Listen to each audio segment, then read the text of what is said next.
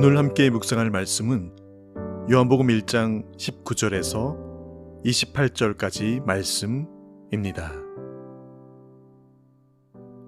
유대인들이 예루살렘에서 제사장들과 레위인들을 요한에게 보내어 내가 누구냐 물을 때에 요한의 증언이 이러하니라. 요한이 드러내어 말하고 숨기지 아니하니 드러내어 하는 말이 나는 그리스도가 아니라 한데, 또 묻되 그러면 누구냐? 내가 엘리야냐? 이르되 나는 아니라. 또 묻되 내가 그 선지자냐? 대답하되 아니라. 또 말하되 누구냐? 우리를 보낸 이들에게 대답하게 하라. 너는 내게 대하여 무엇이라 하느냐?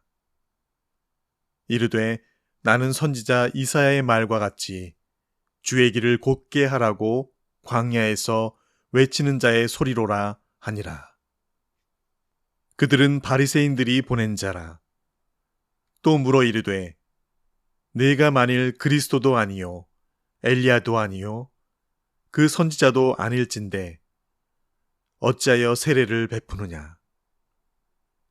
요한이 대답하되 나는 물로 세례를 베풀거니와 너희 가운데 너희가 알지 못하는 한 사람이 섰으니 곧 내 뒤에 오시는 그이라. 나는 그의 신발끈을 풀기도 감당하지 못하겠노라 하더라. 이 일은 요한이 세례 베풀던 곳 요단강 건너편 베다니에서 일어난 일이니라. 아멘. 드라마나 영화를 보게 될 때 우리는 흔히 주인공이 누군데 라고 질문합니다. 주인공이 누구냐에 따라서 보기도 전에 미리 그것을 판단하고 짐작해 버리곤 합니다.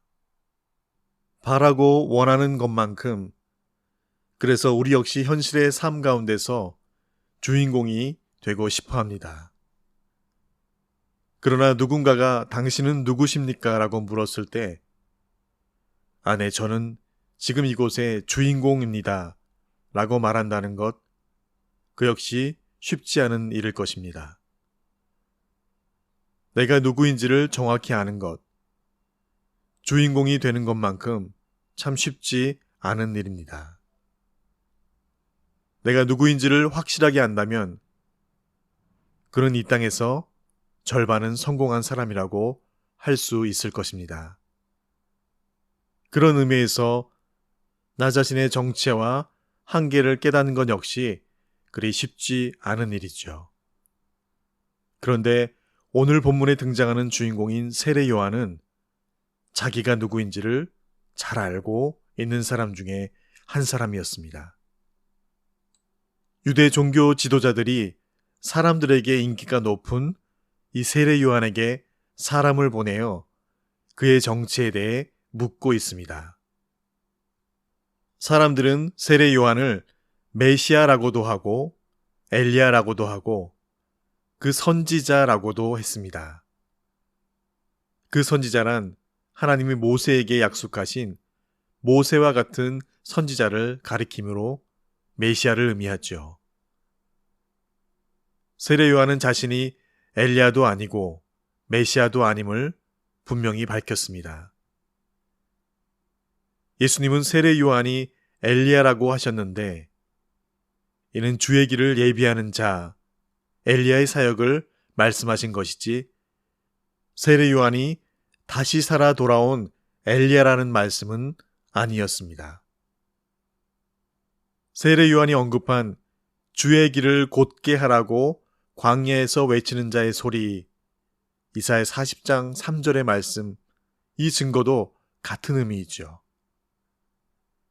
세례 요한의 이러한 증거는 그가 자신의 사명과 역할이 지닌 그 영역과 한계를 분명히 알고 있었음을 보여줍니다.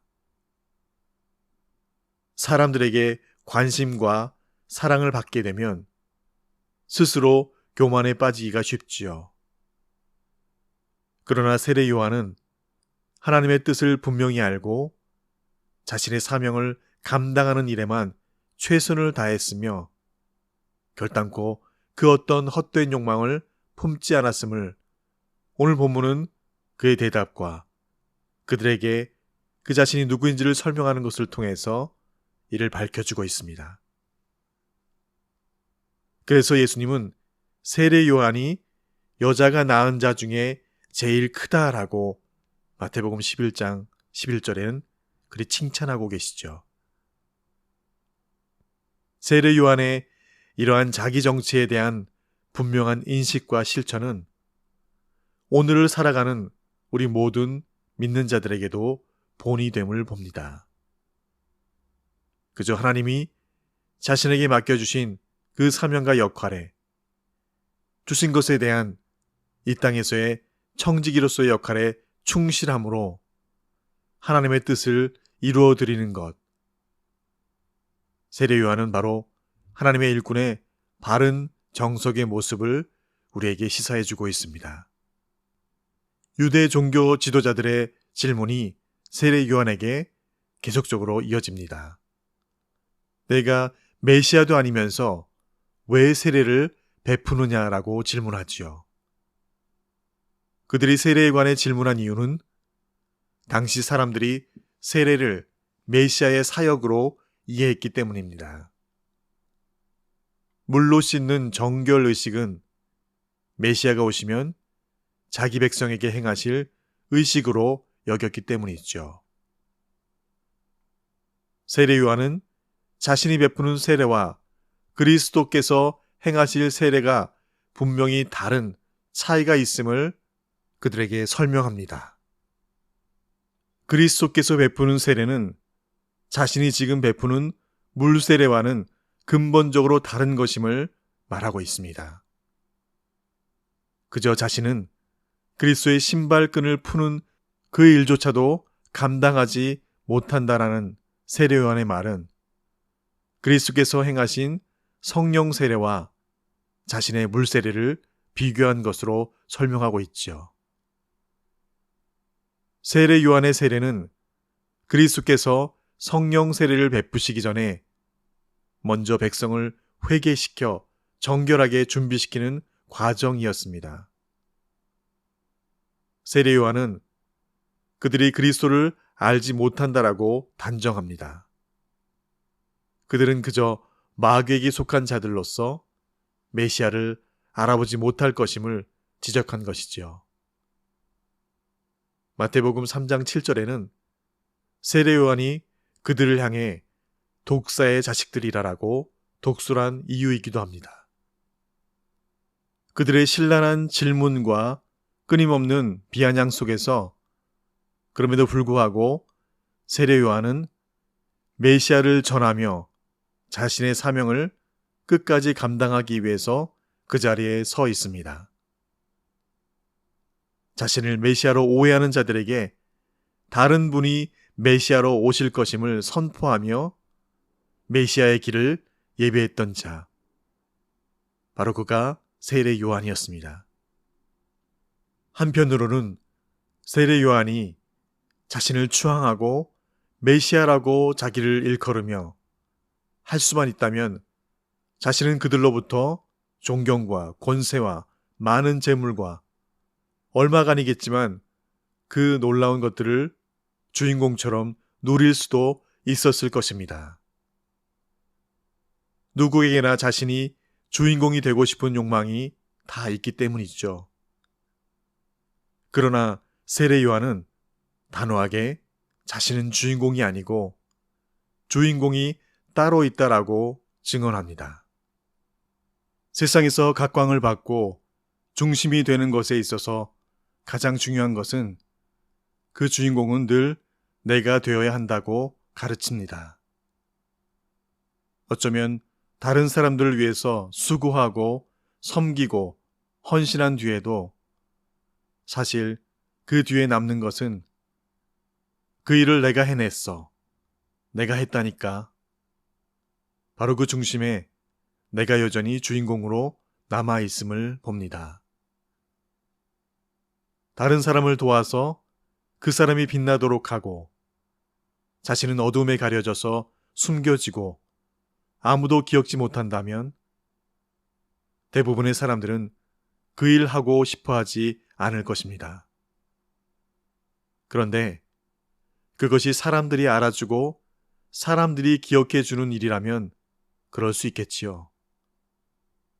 그러나 그렇게 한 일을 기억해 주시고 잘했다 칭찬해 주시는 분이 다름 아닌 창조주이신 여호와 하나님이시고 나의 하늘 아버지이시며 나를 구원해 주신 예수님이라는 사실을 알고 신앙하는 이들이라면 그 일을 하고 사람들에게 기억되지 않고 주인공으로 남게 되지 않아도 기꺼이 그 일을 감당하게 되고 멈추지 않게 되는 것. 그것이 바로 그 주신 은혜가 크심을 아는 자들의 사랑의 마음에서 풍성함으로 우러나오는 자원함일 것입니다.